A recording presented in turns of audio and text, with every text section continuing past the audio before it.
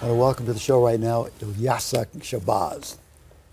Come, get in the moment. I'm here. I'm so happy to be here. We're happy you're here. Yeah. We're waiting for another book to come We in, are. but it's going to be good. It's okay, going to be we'll good. get it. Her father was Malcolm X, and this is a shocking number here. 50 years ago, Audubon Ballroom in Harlem, when he was assassinated, shot to death by 3 members of the Nation of Islam. You're the third daughter of Malcolm and Betty Shabazz. You're an author, a motivational speaker.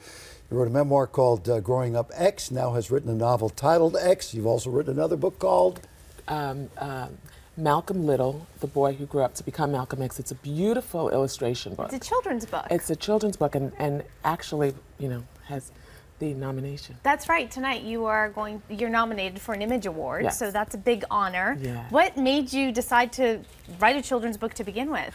Oh, I thought it was so important for many children to be able to see themselves in, this book, and at the same time celebrate leadership, celebrate self-love, all of those great things. Learn about Malcolm X. Learn as a about child. Malcolm Yeah. X, yes. Yeah. I'm just thinking about this because I can remember Malcolm X was terrifying to white people in the United States. And then as time went on, he somewhat changed.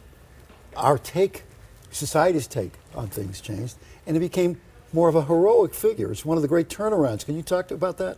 Yes, actually, I think if we look at the social climate in the 1960s, he had a reaction to that.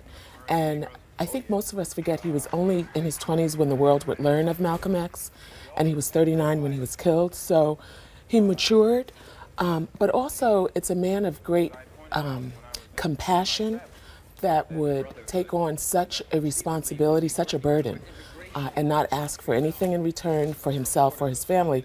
So I think now when you can put the time in proper perspective, you really appreciate all that he sacrificed. And you see this young man. You were there when he was assassinated. I was Now, there. I know people ask you this all the time. Any memory at all? No. So it becomes a mythical thing in your mind? Mythical. Well, it's funny. I just came across this really beautiful picture of me and my dad, and I'm looking straight in his eyes, and I'm just wondering, what was he saying? Were you wearing a little white cap? Yeah. Yeah, I've seen that picture. It was a bonnet. A bonnet, yes, the Bonnet. white. Oh, there it is. Yeah, Oh, there that it one. is, That yeah. Well, right, exactly. Yeah. Well, you talk about how even though you were so young when your father was killed and you didn't grow up with a father figure, your mother did such a good job of making sure that his presence was felt in and around your home. So you never felt his absence in a certain way. Right. Because when you're so young, I share a story about when he was alive, how I would wait for him and see him at the front door, and we had this little ritual. And then when he was killed, there's that void, and my mother supplemented that void with those cookies that we used to share. Hence you get older, you can't have so many The cookies. cookie with a bite in it, as if he had just bitten Well, it, is that right? it was a distraction, but it came to replace, that longing for my Sure. father. So you Right. get older, you kind of spread a little bit when you eat a little too many cookies. But yes, I was young, and my mother was able to have his belongings in our home and talk about him, as the time. daddy. In your novel about him, Yes. you don't hesitate to bring up the past. He was Detroit Red, he was a hustler, he was playing every angle that he could. You don't try to whitewash that at all. No, there's no whitewashing it. I think when you're a young child, you lose your dad, your mother, your siblings are separated. Eventually, this pain gets replaced with almost a self-destructive behavior at such a young age. And then he went to jail when he was 19, 20 years old and became this beautiful world icon, Malcolm X. And when people meet you now and they realize you're Malcolm X's daughter, what kind of reaction do you get? And is it different when it comes from different kinds of people? For as long as I can remember, it's always been one of deference. They liked my father, they appreciated his sacrifice at such a young age. I mean, just think about what were you doing in your 20s? And then at 39, how have you become this global icon, especially in the 1960s when many people weren't traveling the world? And so, it's always been a good He was 39, 39. He was 39. as when was he was- Dr. King. That's right. That's right. They were both killed at 39. And they would seem to be two sides, maybe of the same coin, but A different approach. there was a vast difference back then There's not such a difference now. That's right. That's right. Because it really wasn't such a difference. You know, my father didn't advocate violence, by the least. He was fighting against it. He was fighting. Both of them were striving for social justice. In fact, you say you've written this book to correct the inaccuracies of how your father is portrayed. Right.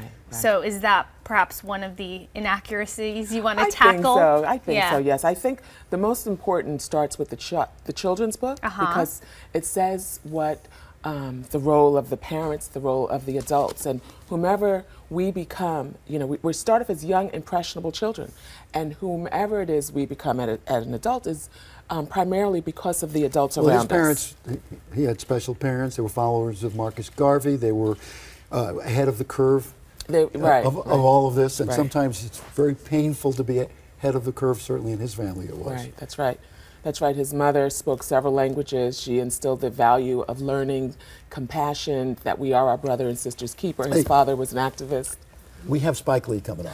I'm so happy. I can't wait to see him. What'd you think of the movie? Yeah, I thought he did a wonderful job. I mean, such innovation. He was very innovative with this. Wasn't it a 3-hour movie? And to keep, we're now these ADD people, like Americans. That's so true. And to be able to keep everyone's attention for that long to watch a movie, you want your children to, okay, come in here, watch this shit, Yeah. So I think he did really a wonderful job based on the autobiography of Malcolm X. We're going to put up a picture here of two incredible icons. Oh, wow. Yes. Now, perhaps you can help me out on this one. When your father was assassinated, a lot of people had varying opinions about Muhammad Ali's either role or not role, or what he had to say and not to say. Before you go, what do you have to say to that?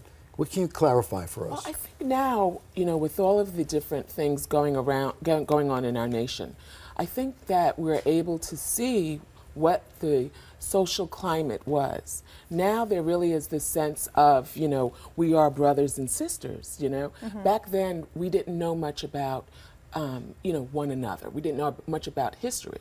And so I think looking at Muhammad Ali and my father and Dr. King, they were all such young gentlemen, and they wanted better for their families as well as their country. And I think Nelson Mandela said it best, that about serving your country and serving your people, you can then rest in peace. And they're indicative of that. All right. Well, as you two are. So lovely to meet Thank you so much. Thank you very much. You are a motivational speaker, there's no question about it. Good luck with the Image Award, Thank yes? you. The nomination, I should say. And all the books. Yes. All the books.